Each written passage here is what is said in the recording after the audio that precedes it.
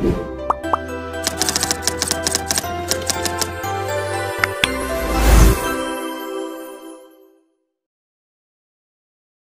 Halo.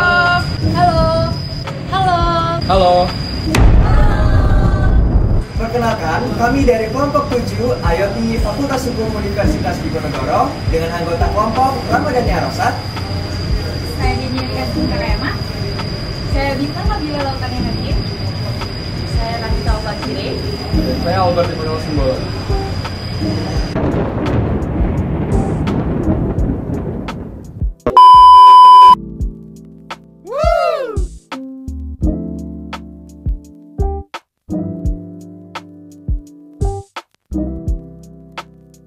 Baik, jadi apa sih itu e-court? E-court adalah layanan bagi pengguna terdaftar untuk melakukan pendaftaran perkara secara online, mengetahui taksiran panjar biaya perkara secara online, melakukan pembayaran online, pemanggilan melalui sistem elektronik, dan melakukan persidangan secara elektronik.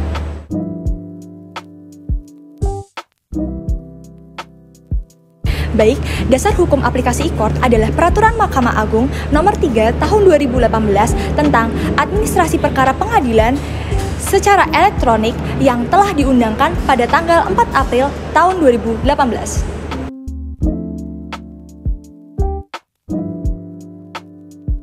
Lalu, alasan apa saja sih yang melatar belakangi adanya e-court?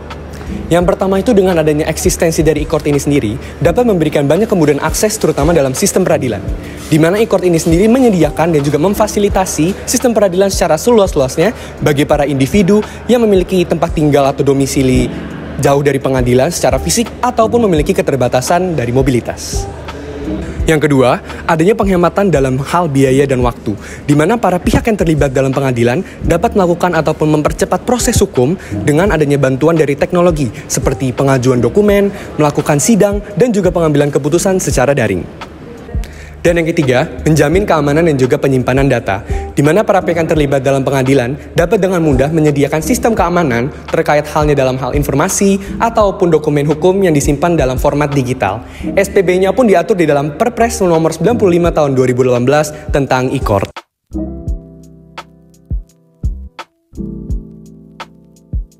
Lalu, apa saja sih sebenarnya jenis-jenis dari layanan e-court itu sendiri? Pada dasarnya terdapat 4, yaitu yang pertama, adanya e-filing atau adanya pengisian formulir online yang bisa dilakukan oleh pihak yang berperkara untuk kemudian diteruskan ke pengadilan. Yang kedua, adanya e-payment atau kemungkinan adanya pembayaran yang dilakukan melalui sistem elektronik terhadap panjar biaya perkara, entah melalui m-banking, internet banking, atau sistem pembayaran elektronik lainnya. Ketiga, ada juga e-summons atau pemanggilan dari pihak-pihak yang berperkara atau yang ingin diminta keterangan oleh pihak hakim. Ini juga bisa dilakukan secara online. Lalu yang keempat, ada e-litigation. Ini merupakan inti dari e-court itu sendiri. Artinya, pihak-pihak yang berperkara atau pihak-pihak yang terlibat dalam sebuah penanganan perkara seperti hakim, kemudian penasihat hukum, terdakwa, bahkan saksi bisa dihadirkan secara online. Ini memungkinkan adanya pihak-pihak yang terkendala aksesibilitas untuk bisa hadir tanpa adanya persentuhan fisik, sehingga nantinya e-court ini akan sangat aksesibel dan bisa menjadi solusi adanya pengadilan yang berbiaya murah, cepat, dan aksesibel bagi setiap orang.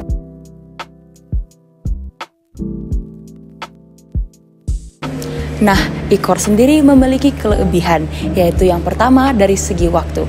Dari segi waktu, e-court tidak memiliki limitasi. Oleh karena itu, dalam e-court tidak adanya batasan waktu tertentu untuk menjalankan persidangan, sehingga e-court bersifat fleksibel. Nah, yang kedua adalah dari segi biaya. Dengan hadirnya e-court, dapat mereduksi biaya yang dikeluarkan untuk mengajukan persidangan di pengadilan negeri.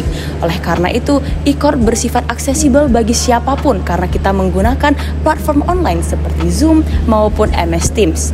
Dan yang ketiga adalah dari segi ketenaga kerjaan, baik dari penggugat, tergugat, saksi ahli, bahkan advokat, hakim, dan penasihat hukum sekalipun, karena mereka tidak mengeluarkan biaya yang lebih untuk menghadiri persidangan secara fisik.